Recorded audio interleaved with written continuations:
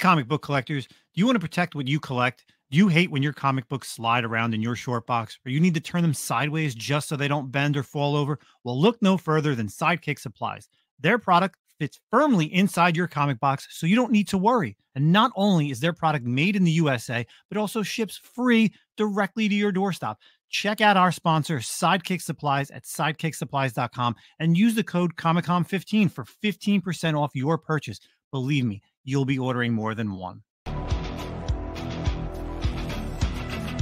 Welcome to the one and only Comic-Con Podcast, your podcast for comic book news, reviews, and comic community drama, with your hosts, Nemesis Prime and Milton the Manimal. Are you listening? Hey, what's going on, everybody? Welcome back to the Comic-Con Podcast season. Well, this actually isn't a season. This is actually some bonus content for you. So, of course, this is our October KickStartober. This is our part 4 final episode for the month of October. So if you haven't had a chance, make sure you go and check out some of our bonus content. We had our buddy James from Mad Love Comics for his Madison. We had our buddy Scott last week, Palachek for Marcus. And of course, we had Carmen Costa on here for his book Proctor. But we're going to end it for the month with another New Jersey person here. It's awesome because I feel like all my guys are on the East Coast, so it's easy to get these people. Zach is unfortunately not here with us. That's okay. We'll do it anyway. We have Paul Thayer for a Project Naosis. And I actually got a chance to meet this gentleman not once, not twice, but 3 times in the past 3 months. Seen him at Terrificon. I met him through our buddy Ken Marion. Saw him at Baltimore. And then also over the weekend at New York Comic Con. So, Paul, welcome to the podcast. How are you this evening? I'm fantabulous. Thank you for having me. Ready to roll. Awesome. Good to hear. Good to hear. So before we get into all the Kickstarter, before we get into your comic, because I definitely, that's why you're here. How was New York Comic Con for you? Talk about it. How many times have you set up? What was the kind of the vibe over there for you? So it's my second year at Comic Con. This was probably one of the best shows I ever had. I probably sold more than like 400 books, and we had a really great time. Big turnout. A lot of people returning from last year's New York Comic Con to get more. Some people buying on Thursday, getting more on Saturday, which is always cool. And yeah, we sold out of episodes 0, 1, and 2 and 3. So we definitely made an impact. So I'm super excited. It was a great show for me. I picked up a lot of exclusives myself early in the morning. I got my hands on those Marvel Magic books, so it's a great time. Nice. Good for you. Yeah, I saw you posting a lot of pictures on Instagram with everybody that was purchasing the book. So that's awesome, promoting it. And you were kind of in that. So the people that did go to New York Comic Con, Paul was kind of set up in that underlay in between sections, like the early numbers to once you start getting to like the big, like anime section. You were in that little like low key, like cove, right? And that's not really like Artist Alley. Like, do they have specific when you are signing up or if you get invited? Do they have that specific for you, like in that section? So that's technically the small press area. Okay. And I was right in between the Crunchyroll and Marvel, and I think my spot's phenomenal. It's like the main pathway that you would take to go through every single table. You have to walk past my booth. Yeah. Which is always great. So you get a nice flyer, and then I convince you to buy my book. Yeah. Every time I kept walking by, I always got your wife, and she was trying to push me to buy the book. And I was like, no, I'm going to have Paul on this week. We're talking. I already know. So nice. But yeah, she was definitely pushing you, pushing the book, making sure you stop by. And let me tell you, I've been going to New York Comic Con for, God, it's got to be 10, 12 years now. And I never knew that was considered the small press area. I just thought that was kind of, I guess not for the people that couldn't get into Artist Alley, but I guess Artist Alley expands so much that they have to have some, because you obviously can't have people set up like vendors there. So they have a little bit extra for like yourself and other people that I bought some stuff for. So it's interesting. But so the next stage from that would me to be getting one of those bigger tables like the Ghost Machine or something like that. It would be like, my opinion, the Artist Alley, that area. And then you would have to get the big table if you want to expand any further, because they give me a decent amount of space. Yeah. So because you definitely you were perfect because you were on an end cap. So you're not in between anybody. That was a great spot. When you did it last year, were you in the same area or were you in Artist Same Alley? exact spot? My guys at Reed Pop hooked me up, and I do C2E2 with them now. and I'll definitely be in the same spot last year as my people. And also, if you guys can see all my accounts, if you follow me on Project Naosis, we were the only creator-owned thing that was advertised in Forbes. I was on Forbes, so it's oh, nice. Yeah. They put me in there with all the celebrities and stuff as being showcased. So check that out. Damn, that's pretty awesome. Nice. That's a little nice little bucket list thing. That's cool. That's my third time being on there, so it's cool. Really? Yeah. Last year was the first year they put me on it, but they had 2 other creators on there with me. And then I got advertised for something else. And then this was the best one. They put a nice little chunk in there for me, so it meant a lot. Awesome. All right, cool. All right, so I'm glad you had a great New York Comic-Con. I was only there Thursday and Friday. I thought about going back on Sunday, but I was just like, I was tapped out. I was exhausted, and me too. Yeah. Sure. It's, I don't even know. Well, I'm going to be talking about it later in the week with everybody and when Zach comes back. So usually I go at least 3 days, but for some reason I was just like 2 days and I'm done. I just couldn't do it anymore. But let's get into the book. Let's talk. So when did you start it? Kind of what's it about? Let's start with that. What is Project Naosis about? So in the year 2090, a speedster named Crimson Pain, this badass right here, rises up and kills off all the superheroes in existence. So the government makes a super enhanced team called Project Naosis to fight off this rebellion. It's super action packed. There's no multiverse or do-overs, and I'm the writer and publisher. And I have numerous artists that work with me on the books. We have our upcoming book is going to be our 9th book. We have Project Naosis 0, 1, 2, and 3. Our last Kickstarter was 4. I have a spinoff, which is Omega 2091 and 2. And then we also have our Crimson Pain one-shot, which is our main villain, just has a nice little cool book because people wanted it. Nice. So what's kickstarting in November? We have episode 5. Episode 5. So episode 4 was the beginning of volume 2, and episode 5 will finish off what happens in episode 4, and we will have the first ever collision between our main villain Crimson Pain and our Project Naosis unit. That is what episode 5 is. So it's the first time they meet. Every time you've ever seen Crimson Pain, he kills everybody that he comes into contact with. So what's going to happen when he faces the heroes? Do they live? Do they die? We find out then. Yeah. For the people that haven't read it, it's pretty brutal. So first I got to ask, for the Kickstarter that's going to be starting in November, for the people that haven't caught up, where can they find the book now if they want to purchase? So projectnaosis.com, we ship everything right to your door. So if you go on our website, you can get single issues, trades, all that good stuff. I'm leaning more towards, for the Kickstarter, that's just going to be the trade and the newest single issue for you to add on to as well, if that's something you guys want. But yeah, episode 4 is a great joining on point as well. So like you know where you are. Like I give you a good rundown in episode 4, because my big problem, especially with comic books, when I pick up an issue 17 and 9 or an issue 347, I have no idea what the hell's going on. And I try to make it as easy to read as possible, with still giving the people who's buying all the books prior a read to push forward with as well. Okay, perfect.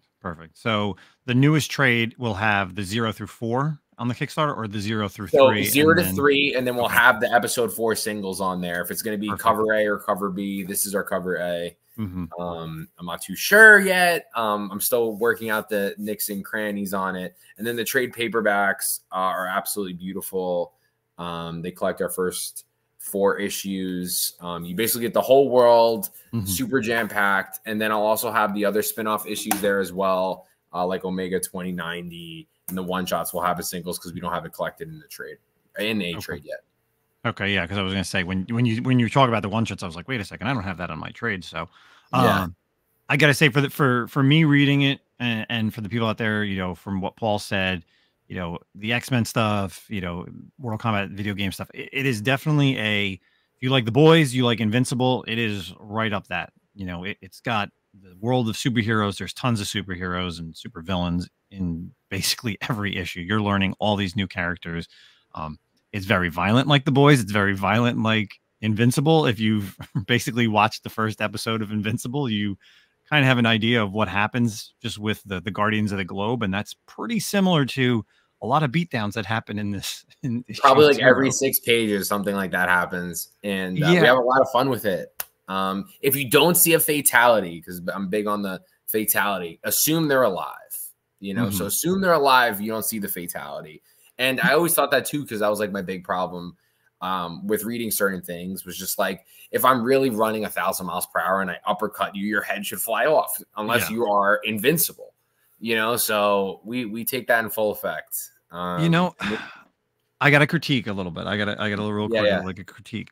So I feel like when you're going to do the fatalities, they really need to be on like the next page of it. Shouldn't be you're reading it and then it's kind of down here on the bottom. I want to be able to like turn the page and be like, well, you do turn the page like, and get the fatality. There's a few though that I'm like, they're kind of like right there.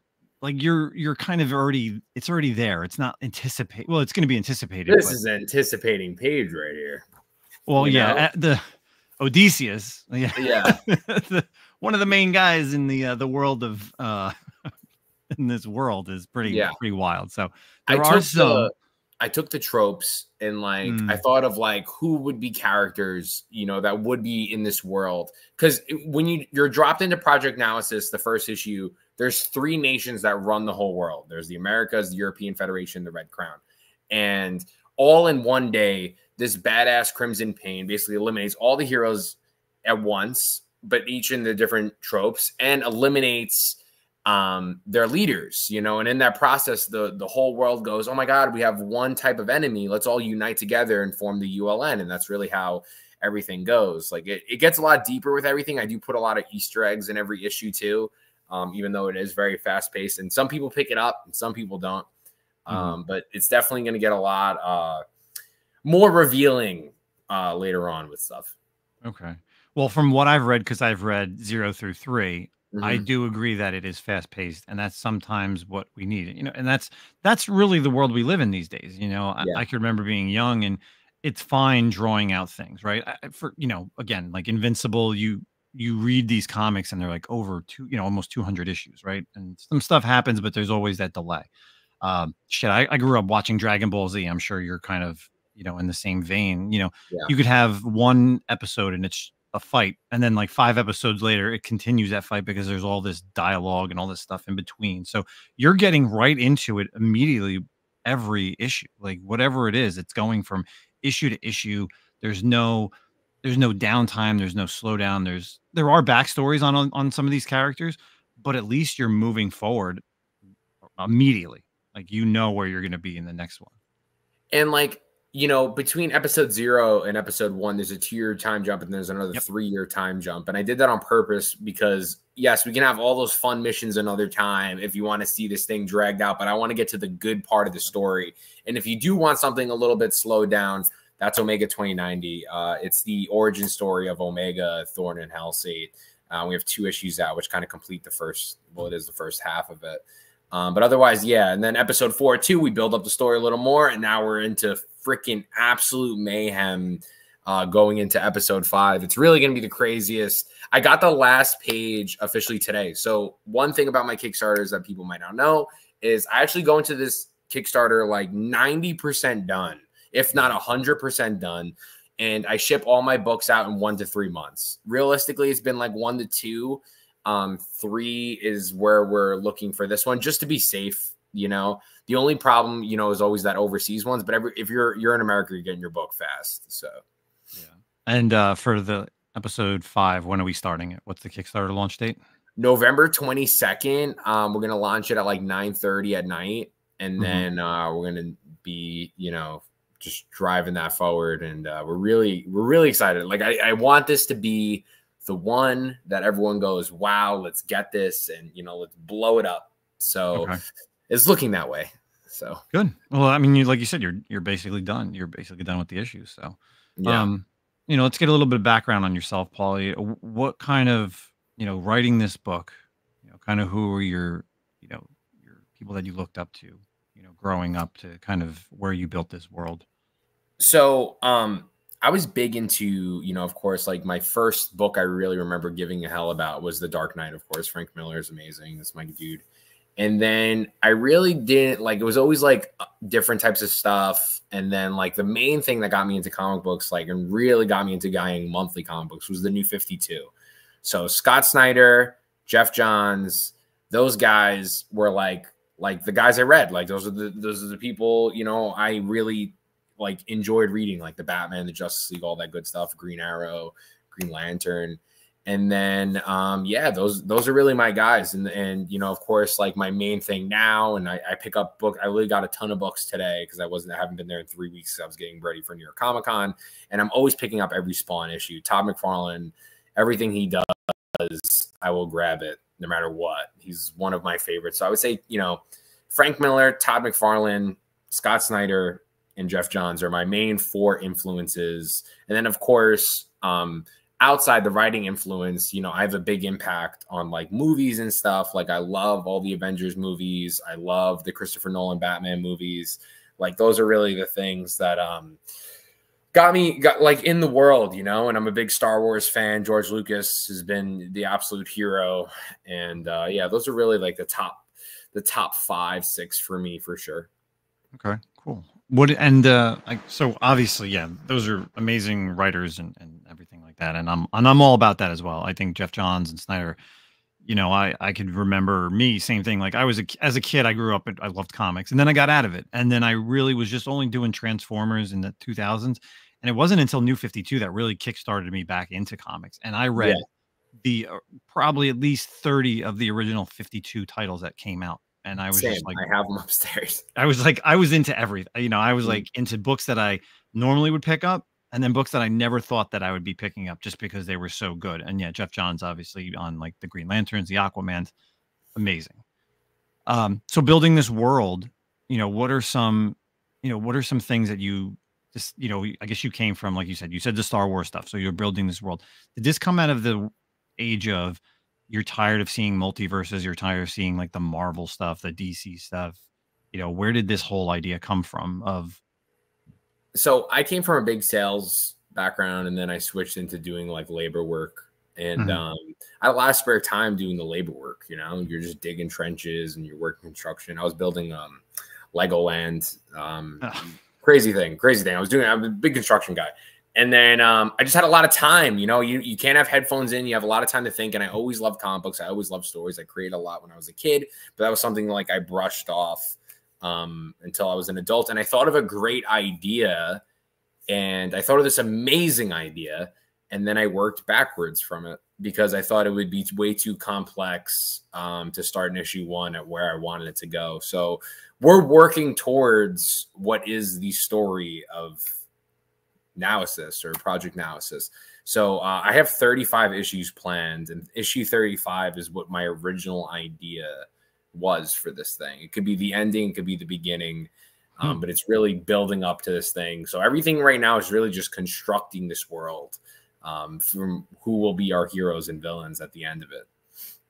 Wow, 35 issues. All right. I'm impressed. 35 issues, like for sure. Like I invest all of my money into this. I have no one giving me money. You know, like the issues cost anywhere from like $6,000 to $10,000 an issue. And the most we ever did was like, I think 5,000 something on the trade on Indiegogo. And then we did 1,800 on that. So like around 7,000 was the most we ever did. But we do really well at cons. Like I said, we sold over 400 books. That's absolute insanity. And yeah, so yeah, issue 35 is really where I want to go. I've been building it out. It originally was going to be a 12-issue series, and then as I just like got better at writing, like I dragged it out because exactly like those big moments was like, okay, I can't just have these crazy big moments in every issue. Like we do have to drag things out. There's still always going to be tons of action in my stuff, and there's going to be tons of things in every issue, but I'm building up to that you know, that Avengers Endgame, you know, which is really where I want it to go. Would you say COVID kind of helped you with this? Because again, you're on episode 5. I'm not sure. Like, when did each of the Kickstarters start? And also, was that a little bit of a helping thing? Because I guess, you know, being in construction and building, you had a little bit of time, I'm sure, to really sit down and write. Or did this really come post that? So when I wrote it, like I said, it was like that. So, which is funny, and I can gladly say this, like the original script didn't even have Crimson Paint in it. The first 6 issues, there was no Crimson Paint. And now he's like the main character of like who everyone likes the most. Usually I get it's Omega or Crimson Paint, whoever people like the most. And if you like Crimson Paint, you're a psychopath, but he's awesome.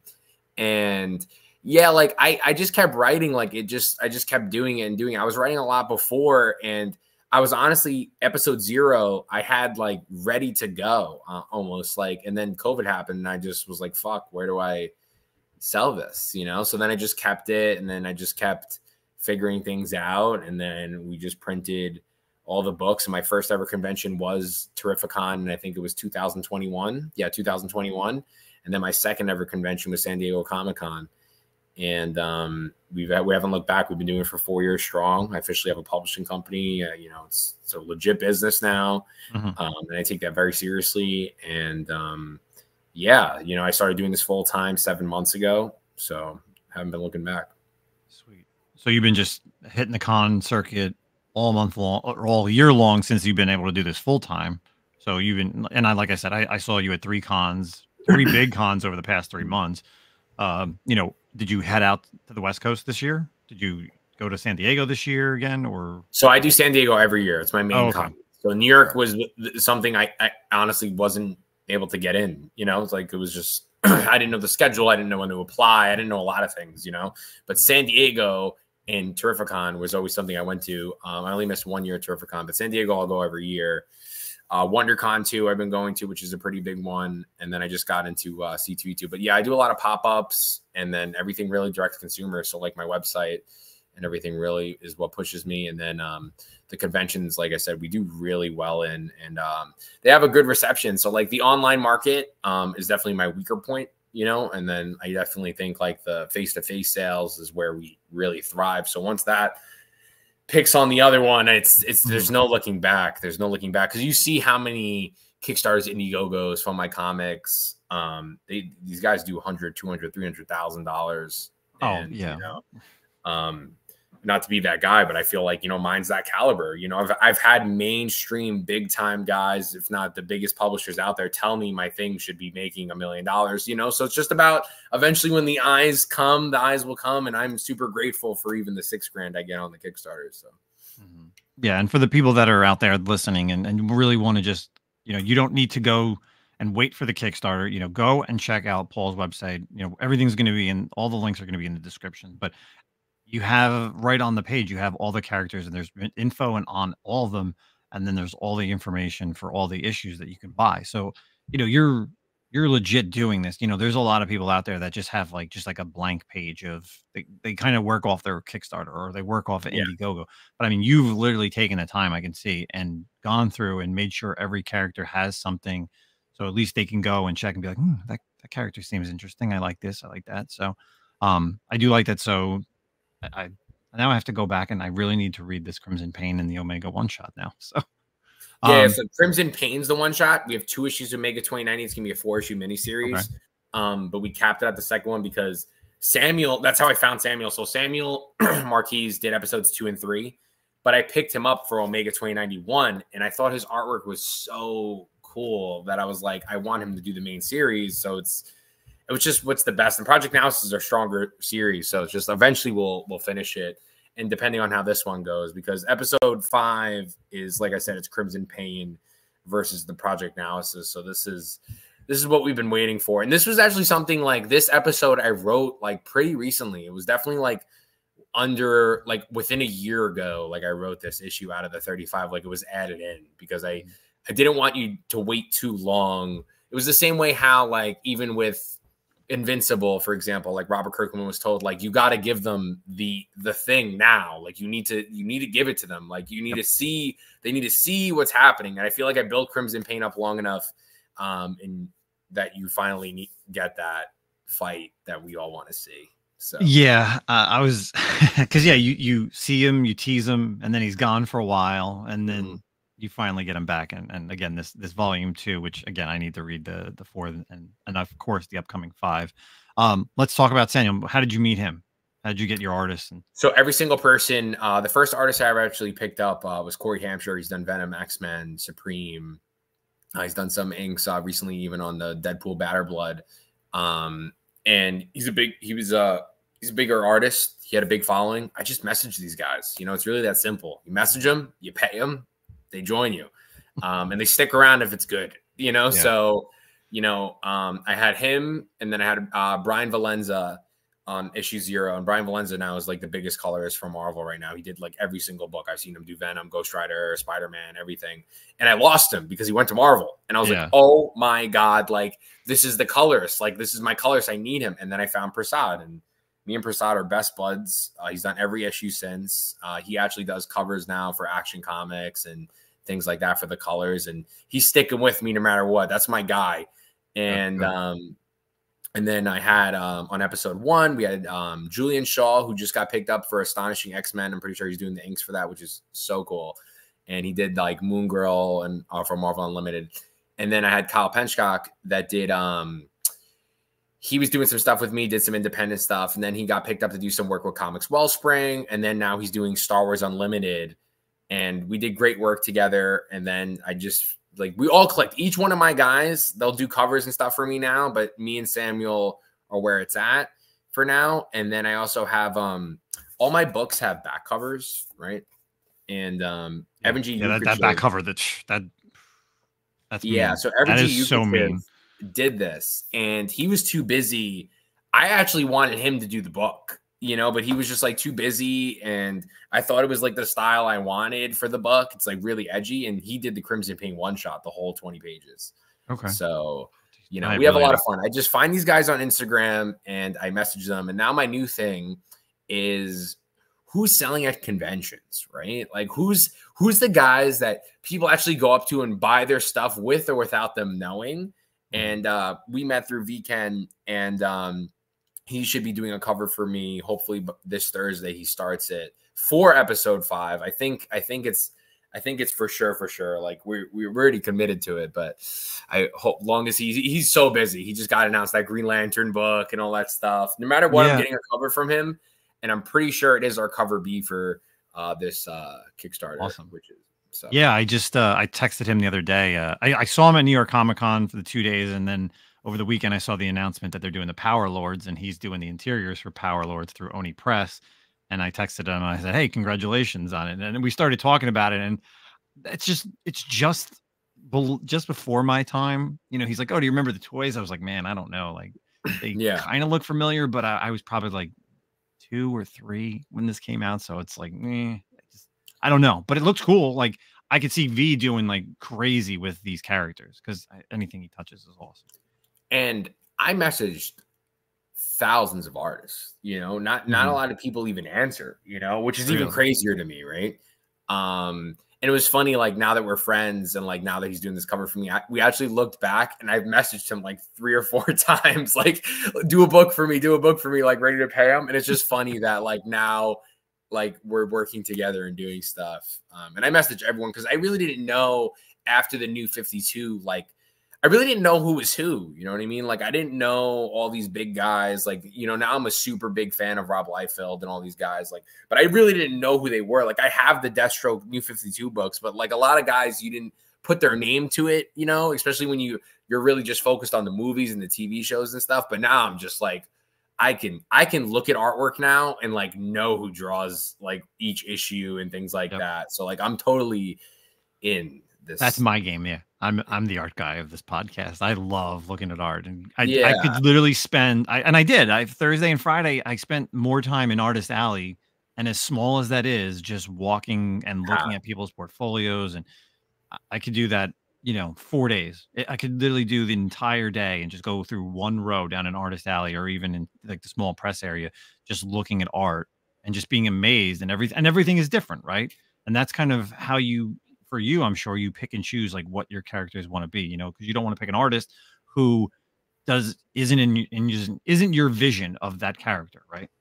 Yeah. And we want to mix it up. I do a lot of the concept design. I make sure it's like I either do sketches, I find Google images of textures and stuff. I really like lay out the groundwork for all these characters. Or even when my artists come on, I have a lot of the concept art done. So like, it's really just like flawless, and they could just fill in like the gaps of like, oh, what does his back, you know, his back look like, a little more detail and things like that.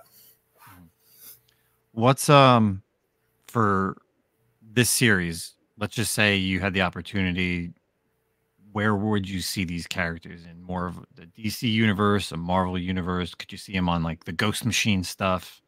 You know, where do you want to be post your project?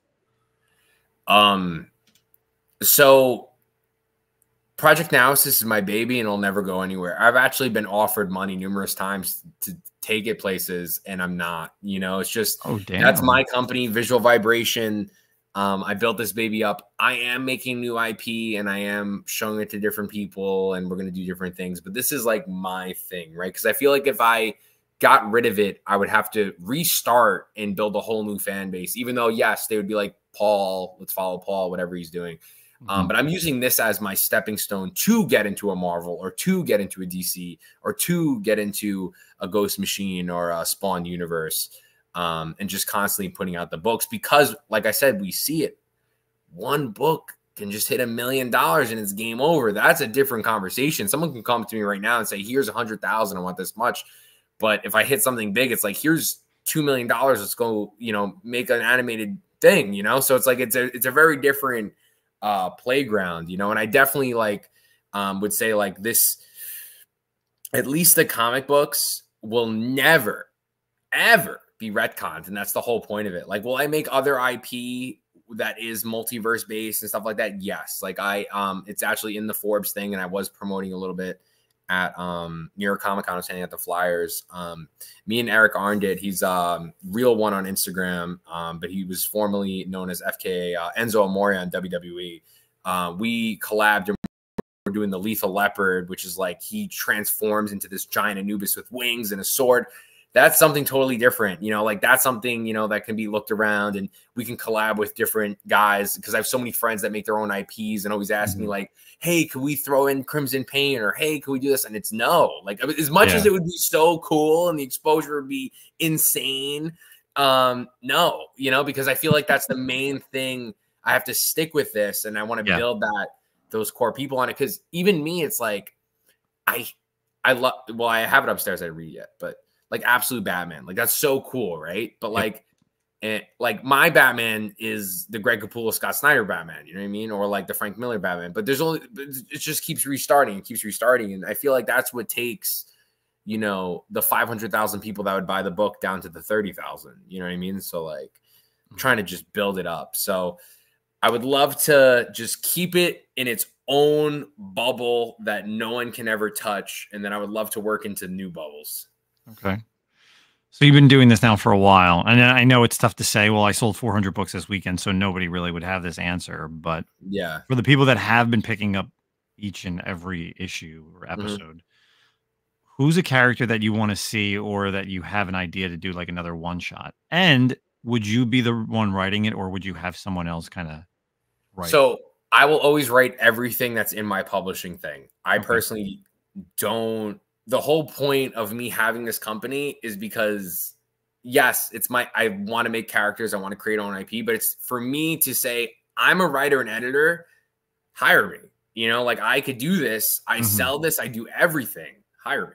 Like I got picked up, Toomer, who he directed the Wanted movie. And then he did some visual effects for stuff, for Abraham Lincoln Vampire Slayer. I'm pretty sure he was a producer on it. I actually did a full book with him, 28 pages done, but you know, they're doing something with it and shopping it around. And I've literally, like the book was done, you know what I mean? So like, but I only got that job with these Hollywood people because I have my own thing, you know, and they wanted me to just do the same thing, find a team, do the thing, go forward. So yeah, and then the one shot, Crimson Pain was clearly the A1 choice because episode 0 was Crimson Pain, and a lot of people want to follow him. But personally, like, you know, I don't think you would want to follow a villain for so long. That's why it's good to have numerous characters and numerous perspectives. So the main person that I think the next one shot would be Hybrid, who's my healer. And he has the giant assault rifle. He could be like more of a Batman type thing. Because our other spinoff we have is the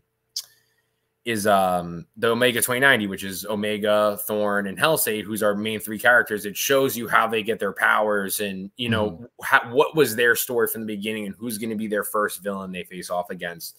But I do, in episode 4, there is a character that debuts. I'll quickly show him.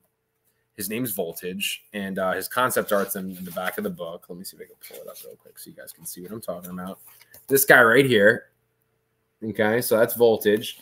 And him and his buddy Imperium, they're teased. They have another variant cover that would be them too. I actually have a full one-shot done already with them. Oh, we'll see. Like, you know, so it's actually just sitting in my Dropbox. But I wouldn't want to release that in between this. Like, I wanted it to be the next thing versus like a whole different team on something. But if then, like I said, the next one I would want to do is hybrid, basically just because like a lot of people ask for it, and a lot of people, even my artist Samuel, was like, why isn't, like, I need that one next. Like, he's even telling me he wants it, you know. So if he's the one drawing it, you know, you gotta please. That's cool. Artist. Hey, that's cool.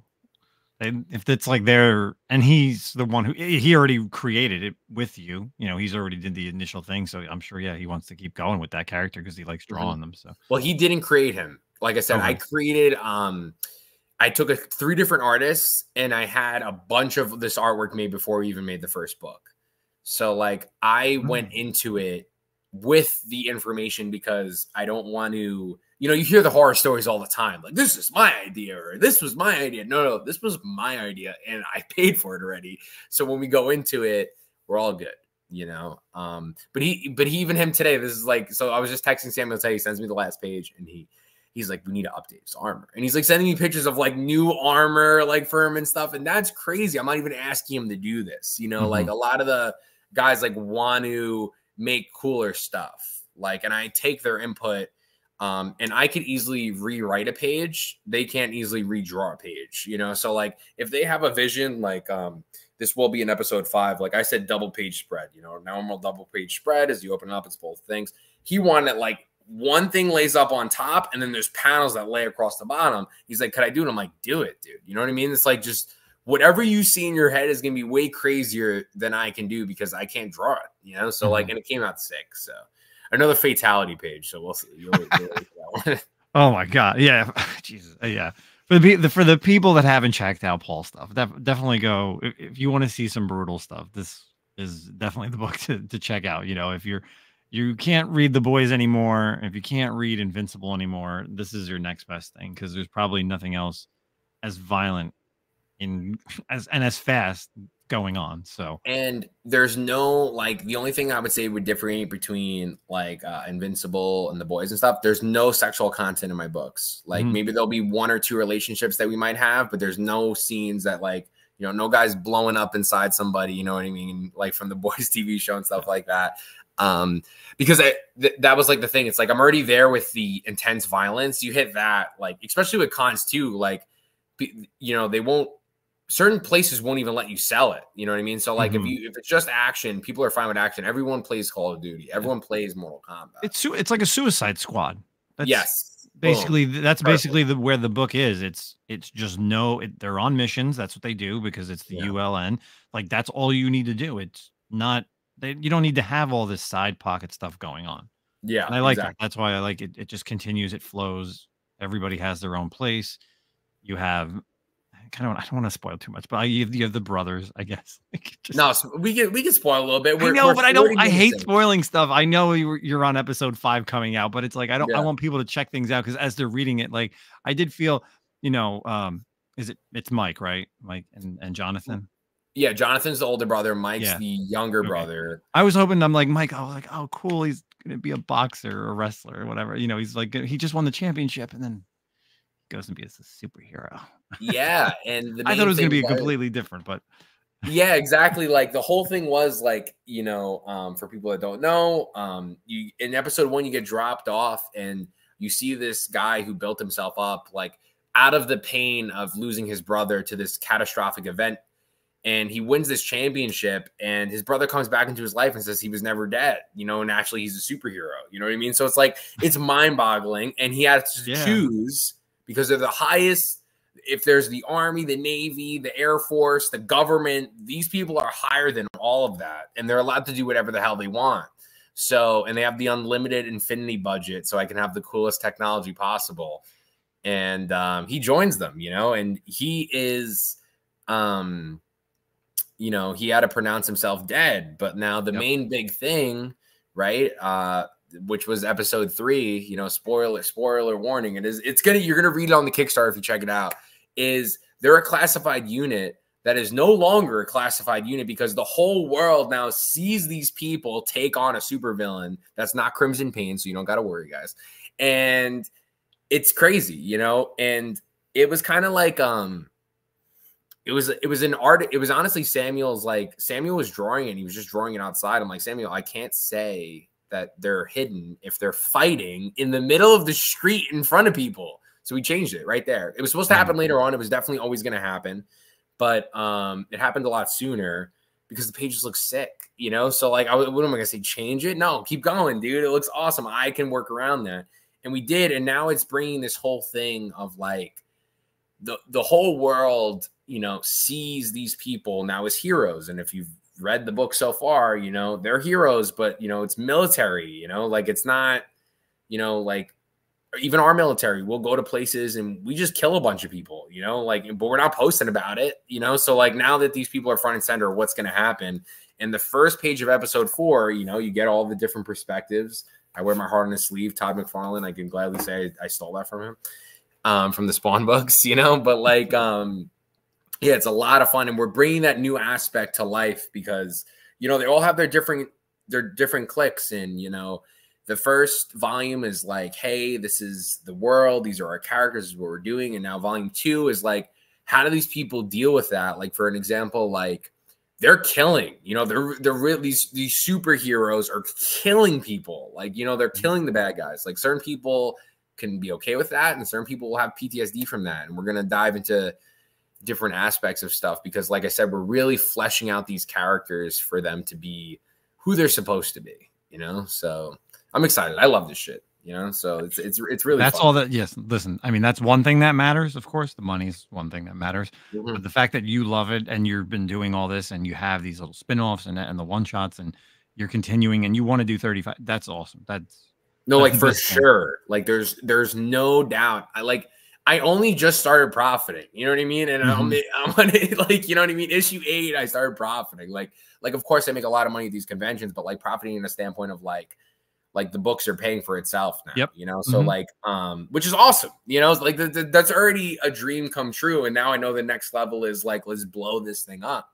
And, you know, and I definitely like, I would say happily, I would say 95% of the people that read my books enjoy the books, you know? So like, and I'm even saying 5% is like a thing. I've only had a couple people say like, maybe they didn't like it. And that's not even, I don't even think so, honestly. Like it's a comic book, you know, it's not that deep, you know, the art's good. The writer's pretty cool. And, you know, the story's moving forward, you know, and if you want that ongoing title, this is going to be the ongoing title that will never be messed with. We're not going to turn Crimson Pain into a donkey on issue 7. You know what I mean? So like we're getting this thing going, you know? Well, I got one more question before we get out of here and we'll give you all the plugs in the world. This is, and I don't know if this is like a spoiler, but, and I haven't read episode 4 and the one shot, but the other team that shows up at issue 2, is it issue 2 or issue 3? The other project, are we ever going to see them, or like, do you think you're ever going to do like a backstory on them? What do you mean issue 3? Like Rifter, like, you know how like Rifter is. So that's the plot. You know what I mean? Like the whole plot is, you know, there's something you find out in episode 1 and you don't know what's going on. Right. And, I will gladly tell you that, like I said, this was going to happen later on. I give you that in issue 6, episode 6. Okay. So you're going to find out at least part of it, of what happens that makes this world change completely. Like so I'm saying, like I love that Christopher Nolan aspect, like Inception, all that stuff of like, like I'm letting you see it one way, but then I'm going to turn it on you and make you see it another way. Like Russia sees us differently than how, you know, Mexico sees us. You know, it's the same thing anywhere else. You know, we're still killing people, United States, at the end of the day. So is them. But now if I change that, you know, and you see a different side of these people, you know, it's your choice on who will be good and who will be bad. Of course, there still is our good characters and our bad characters. No one could redeem Crimson Pain for killing 90 million people, but you know, they definitely have their reasons, you know, and we're gonna find out. And there's like I said, Crimson Pain is coming in issue 5, and he's definitely trying to take some heads with him. So. It's so cool. I literally saw like we have the first 4 pages now colored too. It's like fucking crazy, you know. So it's super exciting, and we're building off this world, and we're just pushing forward. Like it's definitely at episode 5. Like it is like that halfway point of like what's going on with like our first season, I would say, you know. So okay. That's a good way to put it. Yeah. I like that. So again, for the people, let's kind of get all our plugs in. So again, we're launching November 22nd. Yes, Project Naosis, episode 5 is what it is on Kickstarter. We have 126 pre-launch followers. If you want to be 127, that'd be fantastic. And we're gonna launch at 9:30. I'm doing it on one of my buddy Michael Bancroft's channel. He had a big Indiegogo that did very successful, and I've launched the last campaign with him and did very well. I think we raised like right away, we raised like $1,500. So it was nice. It's just like a nice thing to do. And then, you know, we're going to be going all night long, and keep pushing that. I was going to release it sooner, but, I'm officially getting married November 9th. So I'll be, I don't want to be on the altar, you know, and like fucking looking at how much money is coming in. Yeah, making how many the backers are. How come this person isn't backed, or why are we? Like, I get it. That well, because people were messaging me and they were like, "When is it launching? When is?" I actually have been messaging that to my customers. Like, I'm like, this is the reason why I'm not launching it next week. Like, I could launch it today, you know, but I'm not. So. No, yeah, you don't want that. You don't want to think about that. You don't want to have that on your mind. No, in this time. So I get it. Well, all right. So you got the Kickstarter. Where can people find you on your socials, and then also, you know, any other issues?